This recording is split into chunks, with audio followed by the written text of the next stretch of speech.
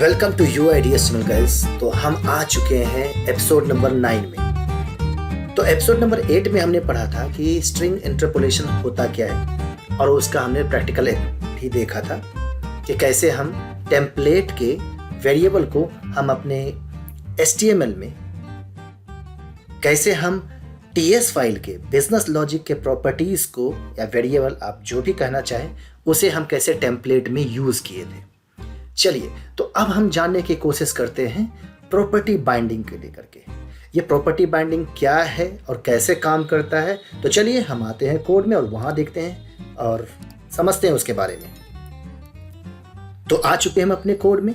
यहाँ इस जगह पर मैंने पिछले एपिसोड में छोड़ा था जहाँ पर कि हमने फर्स्ट नेम और लास्ट नेम को शो किया था। जो स्टैटिक कंटेंट को हमने डायनेमिक बनाया था और ये था फर्स्ट नेम और लास्ट नेम। चलिए इसमें एक और चीज़ छोटा सा ऐड कर देते हैं। आप यहाँ पर कोई फंक्शन भी कॉल कर सकते हैं। तो फंक्शन आखिरकार जब फंक्शन रिटर्न करेगा वो स्ट्रिंग होना चाहिए, राइट। अगर मैं यहाँ नाम दे दूँ गेट लास्ट नेम, तो और इसमें हम ये गेट लास्ट नेम अभी बता रहे हैं कि गेट लास्ट नेम एग्जिस्ट नहीं कर रहा है क्योंकि हमने बना तो दिया है, एरर दे दिया वहाँ पर। और यहाँ पर हम करते हैं गेट लास्ट नेम और इसे हम ट्राई करते हैं, लिखते हैं return this dot last name और इसको मैं सेव करता हूं।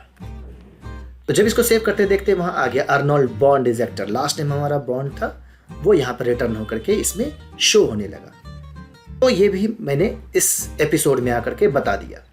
चलिए अब हम क्या करते हैं, यहाँ पर आप प्रॉपर्टी बाइंडिंग के बारे में बात करते हैं। तो ये प्रॉपर्टी बाइंडिंग के लिए सबसे पहले चलिए हम एक काम करते हैं, एक बटन ले लेते हैं और मैं लिखता हूँ बटन,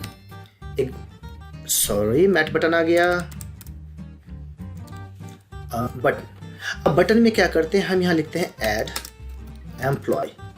हमने ऐड एम्प्लॉय डाल दिया। अब जानते हैं कि HTML के अंदर में जो अगर हम कोई नेटिव एलिमेंट यूज़ करते हैं तो उसमें प्री डिफाइंड कुछ ना कुछ उसके प्रॉपर्टीज़ इंक्लूड होते हैं यूज़र एजेंट के थ्रू। जैसे बटन में अगर हम दे सकते हैं तो डिसेबल्ड प्रॉपर्टी, वो हमने डाला नहीं है बट उसके अंदर में है, हम उसे ऐड कर सकते हैं और रिमूव कर सकते हैं। तो यही ऐड और रिमूव की जो बात हम यहाँ पे कर रहे हैं प्रॉपर्टी का, तो उसको हम कंडीशनलाइज कर देते हैं। अब हाँ, एक चीज़ आपने देखा कि यहाँ पे CSS ऑटोमेटिकली कुछ ना कुछ लग गया है। तो कोई बात नहीं, मैं एक्सप्लेन कर देता हूँ। मैंने कुछ CSS लिख के रखा है पीछे, जो कि पिछले एपिसोड में नहीं लिखा था, यहाँ लिखा हूँ और मैं इसे बता देता हूँ। कुछ ज़्यादा नहीं है, पैडिंग है, बैकग्राउंड है, कलर है, बॉर्डर रेडियस, कर्सर पॉइंटर, ताकि ये कर्सर हैंड मार्किंग आए वहाँ पर, और दूसरा डिसेबल्ड। अगर डिसेबल्ड होगा तो पॉइंटर इवेंट नन होगा और बैकग्राउंड इसका ग्रे आउट हो जाएगा। चलिए बस इतना ही था। तो हम इस जगह पर CSS को बंद करते हैं, हम यहाँ डालते हैं डिसेबल्ड। जैसे ही डिसेबल डालेंगे तो आप देखिएगा वहाँ पर वो ग्रे आउट हो चुका है और देखिए अब कर्सर जो हमारा एक माउस के पॉइंटर की तरह ही है। ठीक है, चलिए इस डिसेबल्ड को हम कंडीशनलाइज करते हैं और इसी को कहते हैं प्रॉपर्टी बाइंड करना। मतलब इसके प्रॉपर्टी को किसी और वेरिएबल से बाइंड कर दो कि जैसे ही उस वेरिएबल का स्टेटस चेंज होता है वो उसके अकॉर्डिंग ये अपना उसका इफेक्ट वहाँ पर ऐड कर देता है, राइट।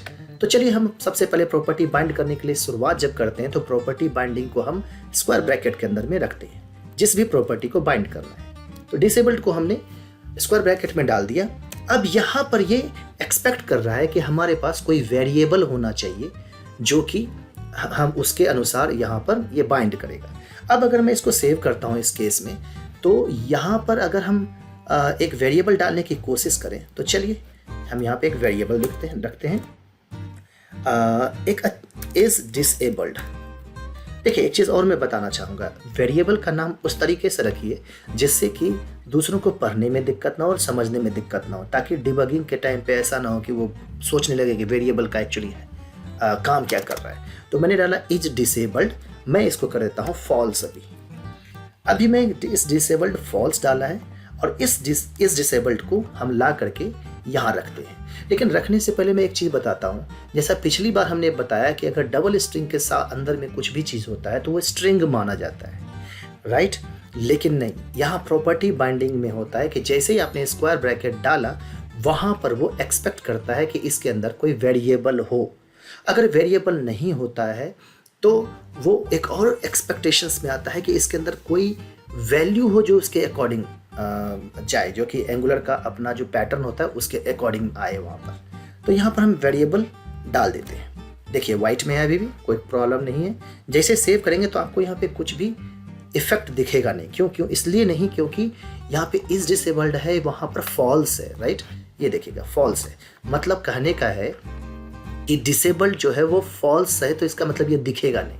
लेकिन पढ़ने में थोड़ा सा अच्छा नहीं लग रहा है। अगर हम ये कह दें कि ये प्रॉपर्टी, हाँ ये प्रॉपर्टी अगर ट्रू में रख दें उस जगह पर, थोड़ा सा मतलब उल्टा कर दें, तो उस केस में क्या होता है कि हमें पढ़ने में थोड़ा सा लगता है कि डिसेबल्ड ट्रू और इसका मतलब बटन डिसेबल्ड होगा, डिसेबल्ड फॉल्स इसका मतलब बटन डिसेबल्ड नहीं है, ये चीज़ है। तो मैं इसको क्या करता हूँ, उल्टा कर देता हूँ। जैसे उल्टा कर देता हूँ तो इस केस में क्या होता है, वो बटन डिसेबल्ड होता है, मतलब कि अगर यहाँ पर फॉल्स है तो यहाँ हमने ट्रू कर दिया। ये मैंने सिर्फ एक वे ऑफ थिंकिंग को लेकर के बताया, ठीक है। आपकी मर्जी, आप उसको सीधा लेके चलते हैं या फिर उसको फॉल्स लेके चलते हैं। मैं एक्चुअली ये मान के चलता हूँ कि प्रॉपर्टी को अगर हमें ऐड या रिमूव करना है तो उसके अकॉर्डिंग यहाँ पे ट्रू और फॉल्स होना चाहिए, मिला करके ट्रू और फॉल्स होना चाहिए। तो मैंने उधर फॉल्स दिया था, इसको मैंने ट्रू कर दिया, तो ये प्रॉपर्टी यहाँ पर डिसेबल्ड प्रॉपर्टी जो है सो रहेगा। अगर यहाँ फॉल्स रहेगा तो डिसेबल्ड प्रॉपर्टी नहीं रहेगा। ये मेरा वे ऑफ थिंकिंग है। तो चलिए, ये है प्रॉपर्टी बाइंडिंग।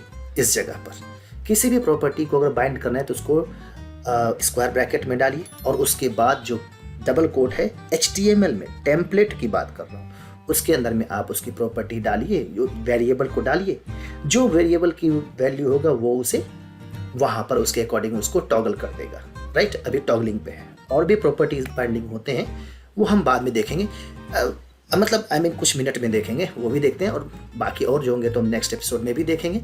बट यहाँ पर मैं ओवरव्यू देने की कोशिश कर रहा हूँ कि ऐसे ही बाइंड होता है। चलिए, एक और चीज़ मैं क्या करता हूँ, यहाँ पर एक सेट टाइम आउट लगाता हूँ, ठीक है। चलिए मैं इसको सेट टाइम आउट का एक फंक्शन कॉल करने की कोशिश करता हूँ, और इसके अंदर में हम टाइम आउट में डाल देते हैं कि 3 सेकेंड, यानी कि 3000 मिली सेकेंड, मतलब 3 सेकेंड।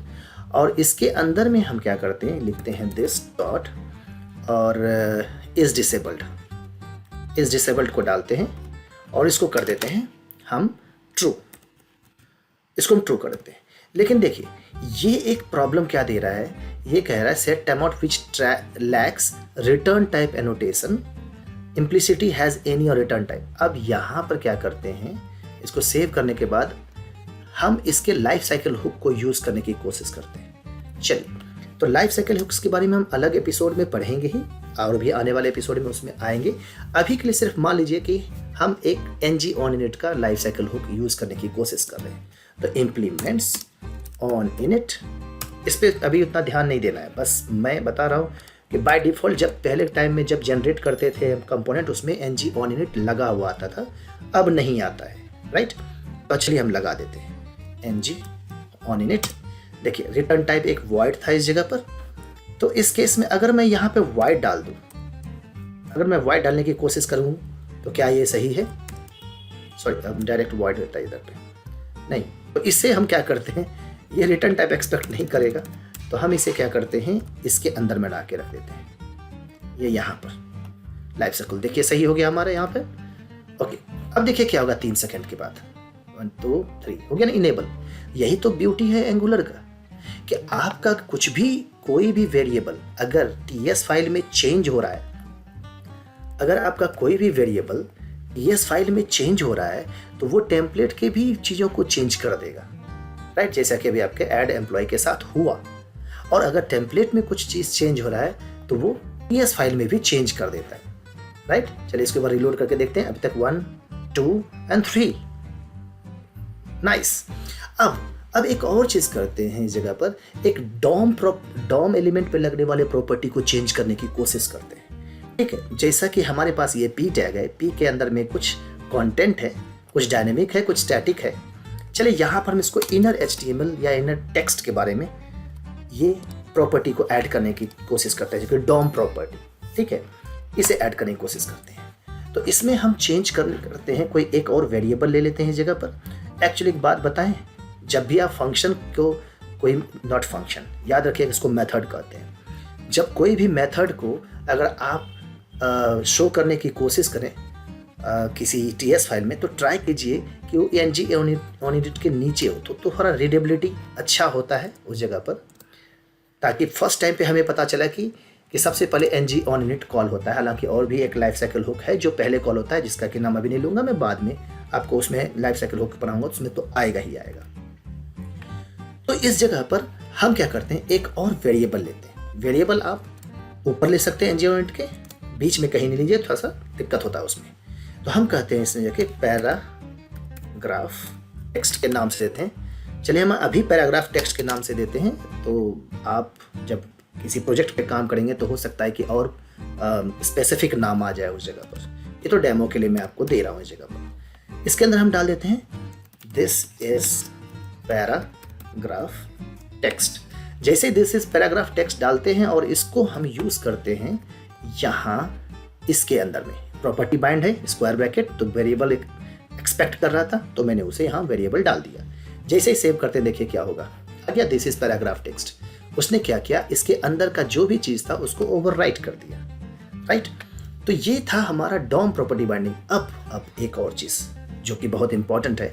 आप कहेंगे इस जगह पर, यार ऐसा है कि ये जो आप स्क्वायर ब्रैकेट डाल करके मुझे दिखा रहे हो, अगर ये वापस स्ट्रिंग ही रिटर्न करता है तो हम इसमें स्ट्रिंग में इंटरपोलेशन क्यों नहीं यूज़ करते हैं? स्ट्रिंग इंटरपोलेशन यूज़ कर लेते हैं इस जगह पर। चलिए स्ट्रिंग इंटरपोलेशन यूज़ करने की कोशिश करते हैं। देखिए क्या दिया, एरर दिया, अरे अनएक्सपेक्टेड टोकन एरर दिया, तो पार्सिंग एरर होगा उस जगह पर, राइट।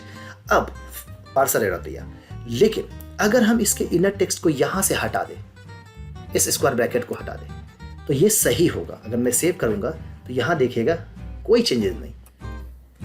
अब आप कहोगे, अरे तुमने तो भी बताया इस जगह पर कि वो अगर हम स्ट्रिंग इंटरपोलेशन के साथ कर सकते हैं तो भाई ये भी अच्छी बात है ना, है? तो हम ऐसे क्यों नहीं करें? बिल्कुल आप कर सकते हैं, कोई दिक्कत नहीं है, ठीक है, इसमें कोई दिक्कत नहीं है। अब मेन प्रॉब्लम क्या है इस जगह पर, चलिए हम एक इनपुट फील्ड बनाते हैं। प्रॉब्लम ऐसा कुछ नहीं, कर सकते हैं, मैं बता रहा हूँ कि अगर आप इनपुट के साथ करते हैं इस जगह पर तो इसे भी आप कर सकते हैं, राइट। चलिए मैंने उधर एक वेरिएबल कुछ बना के रखे हैं इस जगह पर, ये देखिए, ये मैंने कुछ वेरिएबल इनपुट टाइप बना के रखे हैं और यहाँ पे प्लेस होल्डर भी बना के रखे हैं। तो ये आकर के हम यहाँ पर अगर देखें तो इसे हम यूज़ करते हैं कर्ली ब्रेसेस में इनपुट टाइप, ठीक है। सेव करते हैं इस जगह पर, तो ये देखिए इनपुट टाइप में आया। अब इसके अंदर हम कुछ भी टाइप कर सकते हैं, राइट।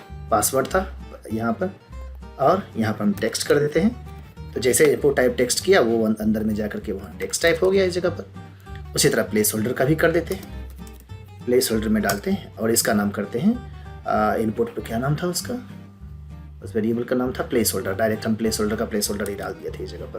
प्लेस होल्डर सेव करते हैं, देखिए प्लेस होल्डर लिखा हुआ आ रहा है, लेकिन इसको हम स्ट्रिंग इंटरपोलेशन के अंदर में डाल देते हैं, राइट, है ना मज़ेदार।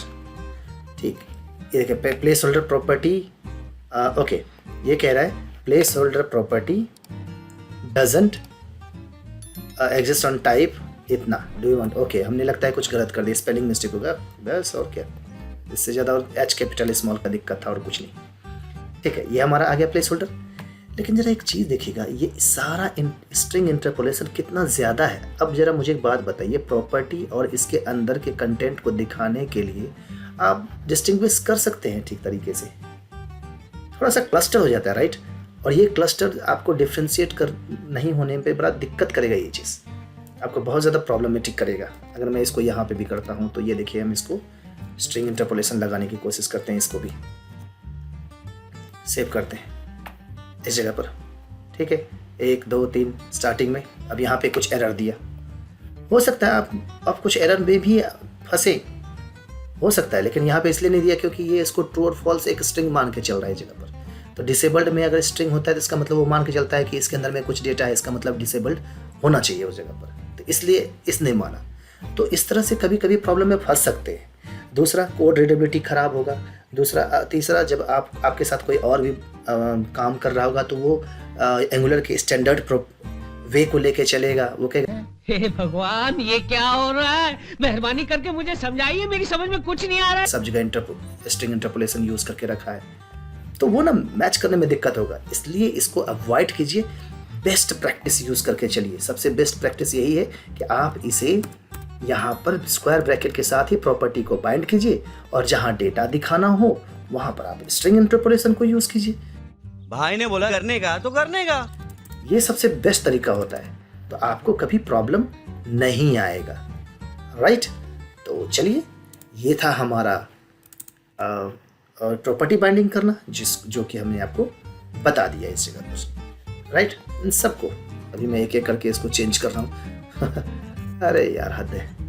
चलिए, थोड़ा सा टाइम लग गया लेकिन कोई दिक्कत नहीं। ये सेव कर दिया। अब देखिए कि देखने में कितना अच्छा लग रहा है कि यहाँ ये स्क्वायर ब्रैकेट में प्रॉपर्टी है, इंटरपोलेशन है तो इसके अंदर का कंटेंट है। ओके, ठीक है। तो यही चीज़ था अभी तक प्रॉपर्टी बाइंडिंग में, और ये इसी तरह से आप जितने भी कंटेंट आते हैं ऐड होते हैं, और भी तरीके होते हैं जिसमें कस्टम प्रॉपर्टी बाइंड हम कर सकते हैं। तो हम आगे के चैप्टर्स में पढ़ेंगे, जहाँ पर कि कंपोनेंट से कंपोनेंट को कम्युनिकेट करने की कोशिश करेंगे, वहाँ आता है काम। तब तक के लिए धन्यवाद।